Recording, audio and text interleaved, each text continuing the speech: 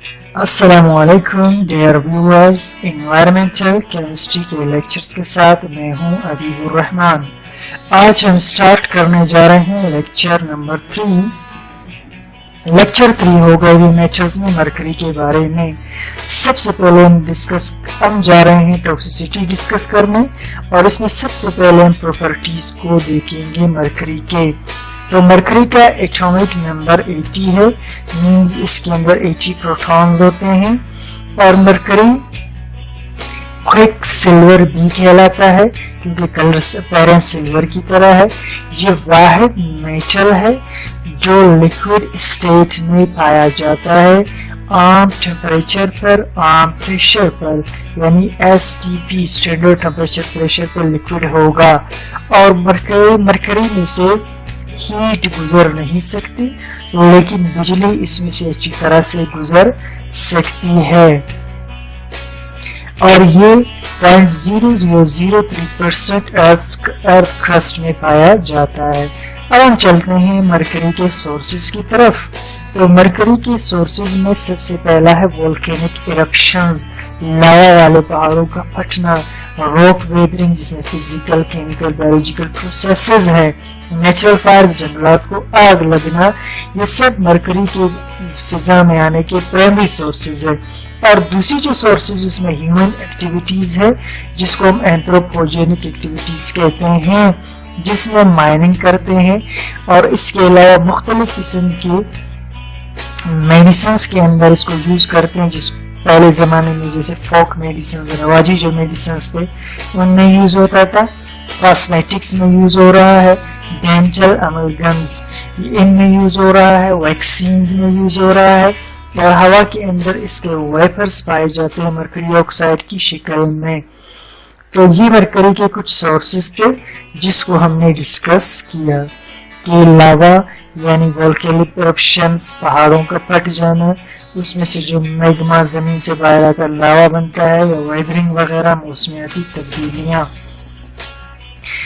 तो अब हम आगे चलते हैं मरकरी के यूजेस की तरफ, यानी कहाँ कहाँ मरकरी यूज हो रहा है और वहीं से वो हमारे एनवायरनमेंट को नुकसान पहुंचा रहा है। तो इलेक्ट्रोड के तौर पर सोडियम हाइड्रोक्साइड इंडस्ट्री के अंदर यूज होता है। इसके अलावा इलेक्ट्रिकल और इलेक्ट्रॉनिक्स डिवाइसेस के अंदर यूज होता है। मरकरी के लैंप्स आते हैं, मरकरी के लैंप्स यूज किए जाते हैं, डायग्राम में आप देख रहे हैं।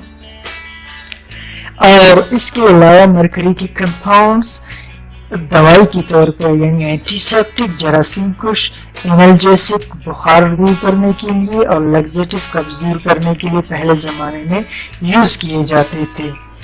और ह्यूमन एक्सपोजर की बात की जाए, यानी हमारी बॉडी के अंदर कहाँ से दाखिल होता है, तो इसमें हम जब सांस लेते हैं ऐसी हवा में जिसमें मरकरी के वेपर्स, मरकरी ऑक्साइड्स वगैरह हो, तो हमारी बॉडी में इंटर होगा।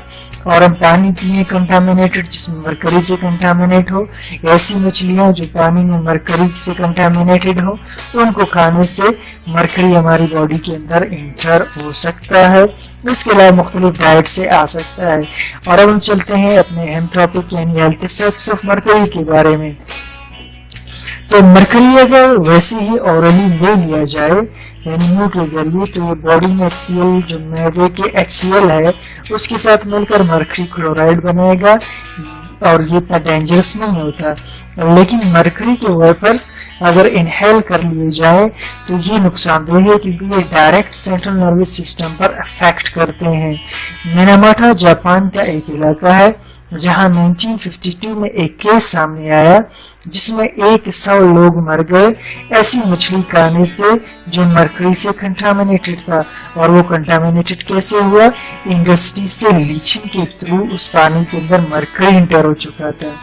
और डाइमिथाइल मरकरी मरकरी का एक ऑर्गेनो मेटालिक कंपाउंड है, यानी ऑर्गेनिक और मेटल का एक कंपाउंड है, और ये बड़ा ही डेंजरस कंपाउंड होता है।